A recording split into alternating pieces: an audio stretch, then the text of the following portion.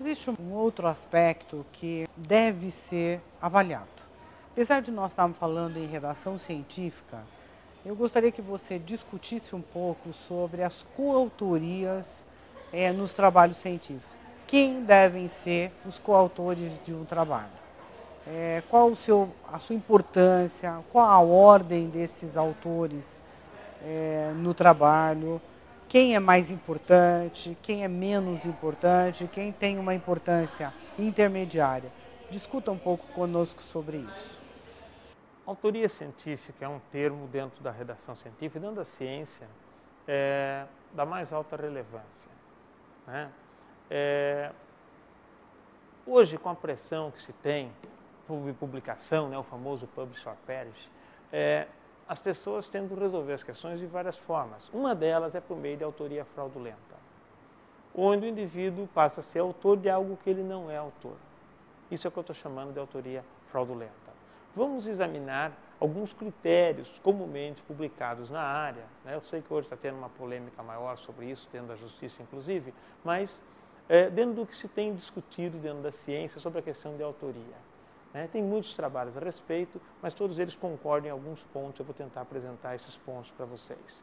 A questão da autoria, ela é fundamental, porque a partir do momento que o indivíduo é autor de algo que ele não é de fato autor, ele passa a ter vantagens dessa autoria e também desvantagens. Se aquele trabalho é criticado, ele é criticado junto. Mas hoje o indivíduo pode ser aprovado num concurso público porque ele tem 5 trabalhos a mais do que o outro. Só que esses 5 trabalhos a mais foram autorias fraudulentas. Ele não era autor daquilo, ele foi colocado como autor.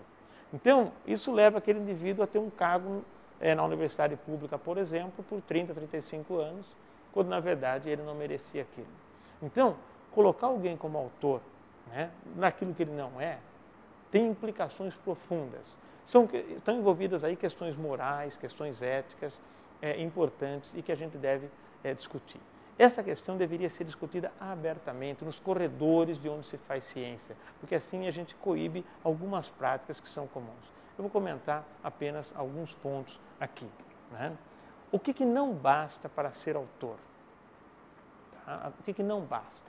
São 3 pontos importantes que eu vou ressaltar apenas, embora a discussão seja bem mais ampla. O primeiro deles é este: não basta coletar os dados. Ah, mas fulano coletou os dados, e daí? Eu tenho falado o tempo todo que o coletar dados é uma parte da pesquisa, mas a ciência não se restringe aos dados. A ciência significa o quê? Que interpretação eu vou dar para aqueles dados? Lembra quando eu mostrei o caso da caixa para vocês? Não adianta eu ter coletado a caixa, se você está vendo de um ângulo que eu não estou lendo, ou que eu não concordo. Então, coletar dado é uma etapa que o indivíduo pode fazer tecnicamente.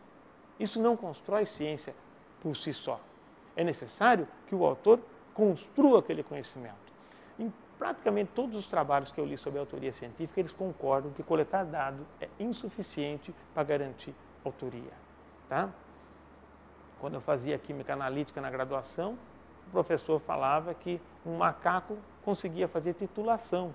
A titulação é um método químico que você se baseia na cor de viragem, vai colocando uma droga e a droga recipiente vai mudar de cor. E eu, como sou daltônico, eu não conseguia ver esse ponto de viragem, mas o macaco vê.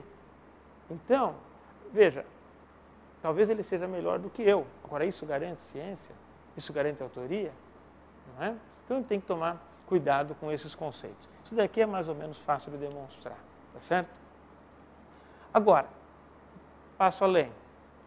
Uma outra questão polêmica que se tem é a questão da estatística. Né? Hoje, se vocês olham o currículo de vários estatísticos, não de todos, felizmente, mas de vários, eles se primam por trabalhar na área que não é da estatística, porque eles estão fazendo assessoria estatística. De um lado, tem o cientista que não sabe estatística e deveria saber. Não toda a estatística do estatístico, mas usá-lo como um consultor, às vezes até à distância, por telefonema, por e-mail. Hoje, muitos cientistas simplesmente não sabem nada de estatística, pegam uma planilha do Excel cheia de dados e jogam na mão do estatístico e é azar do estatístico aí. É outro absurdo, não é? Então, veja, a análise estatística ela é importante, mas ela não garante toda a conclusão biológica, a conclusão educacional, a conclusão física do fenômeno que você investiga. Ela é um começo da história. Não é? Eu mostrei em alguns casos para vocês como a conclusão estatística está aquém da conclusão principal do trabalho. Isso é um ponto importante para ver. É lógico que às vezes não é o estatístico que se coloca, é o próprio autor que coloca o estatístico como autor do trabalho. Então veja, tem algumas confusões. Né? O ideal é que você aprenda estatística, faça estatística, quando tiver dúvida, consulte um estatístico. Consulte. Tem um item chamado agradecimento, exatamente para colocar essa participação. Há casos, no entanto, em que o estatístico é autor do trabalho.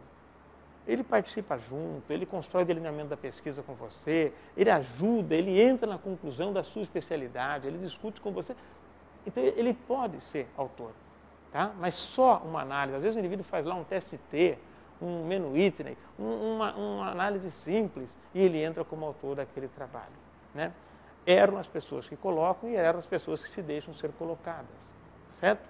Quais as implicações disso? A hora que eu passar os referenciais sobre a autoria, isso vai ficar claro. Erra também, muitas vezes, né, a instituição que cobra do estatístico a publicação. Só que ele tem que trabalhar dando assessoria para um monte de cientistas que não sabem estatística. E aí, como é que ele fica? Ele vai gastar a semana inteira dele dando assessoria e que hora que ele vai fazer o trabalho dele? Então, os conceitos de avaliação têm que ponderar tudo isso. Né?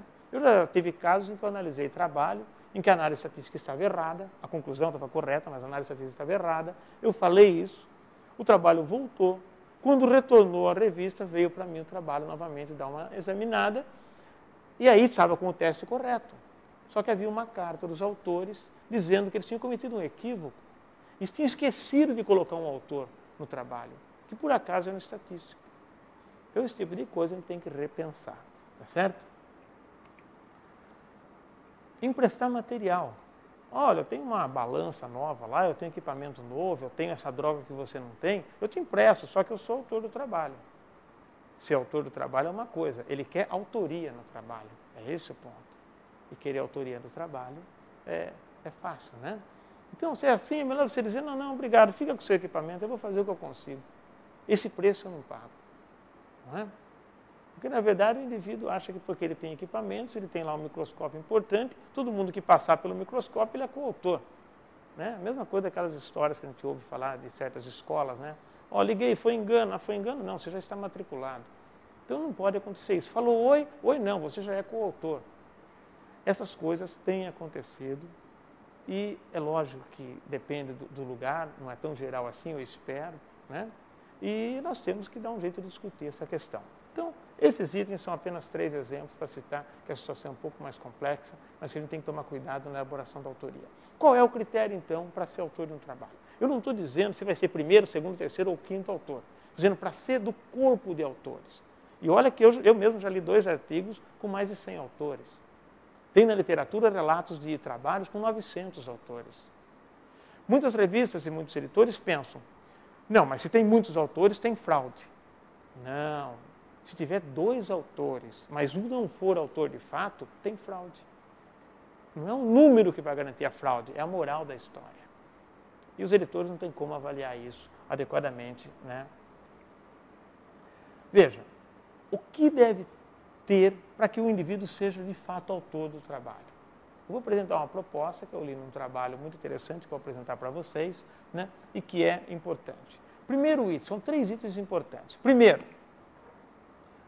o autor ele ajuda a construir a ideia da pesquisa, estou colocando um objetivo aqui no sentido da concepção, incluindo inclusive delineamento, e ou conclusões. Ele vai participar nessa parte intelectual da pesquisa. Num desses 2 pontos, ele tem que estar lá envolvido. Só que só isso não basta. Ele pode dar uma boa ideia, delinear o experimento e sumir. Ele precisa também concordar com o estudo. Ele participa de alguma forma da construção daquele estudo. Ele não precisa coletar os dados necessariamente, mas ele participa da história daquele trabalho e ele tem que concordar com o estudo. Concordar com as conclusões, concordar com a forma como ele é apresentado. Então, se ele não leu a última versão, esse trabalho não pode ser submetido à publicação. Tá? porque é um documento que ele está assinando. Tem casos na literatura que o indivíduo escreve uma carta para a revista dizendo: eu não sou autor daquele trabalho. Eu não sou autor daquele trabalho, não. Meu nome está lá, mas eu não sou, por causa disso, disso, disso e disso. Eu não concordo com isso. É que quando as pessoas estão matando cachorro a grito, né, estão precisando de uma publicação a todo custo, elas acabam passando por cima desse lado moral, o que é muito prejudicial para a sociedade como um todo. E o terceiro item necessário, não, são 3 itens necessários, que é esse aqui, e que é o que está no texto que eu vou mostrar para vocês. Ser apto a defender a essência do texto perante a comunidade científica. Essa é a ideia do Maddox, que é um trabalho que eu vou mostrar para vocês. Né? Ele deve conseguir defender a essência do trabalho. Ele pode se esquecer de um detalhe, se usou uma dose disso ou daquilo, detalhes do trabalho pode se esquecer, mas ele não deve esquecer a essência do trabalho. Por que o trabalho foi feito? Qual é o objetivo central? Qual foi a estratégia experimental do trabalho? Quais os principais resultados e por que as conclusões são aquelas? Isso ele deve saber. Qualquer autor. Se é autor, precisou defender em público, vai lá. Não importa se ele é da graduação, se ele é da pós ou se ele é um orientador, né, do trabalho. As ideias centrais disso daqui, né, e principalmente essa última, da defesa pública do trabalho, vocês vão encontrar nessa publicação de John Maddox. John Maddox, ele foi, durante muitos anos, editor da Nature. É uma pessoa, né, que já faleceu em 2009, e ele é uma pessoa, né, muito experiente e que escreve um texto de uma página, apenas a página 353, está no volume 369 da Nature de 94. Vale a pena ler esse texto, vale a pena difundir esse texto sobre a questão da autoria científica.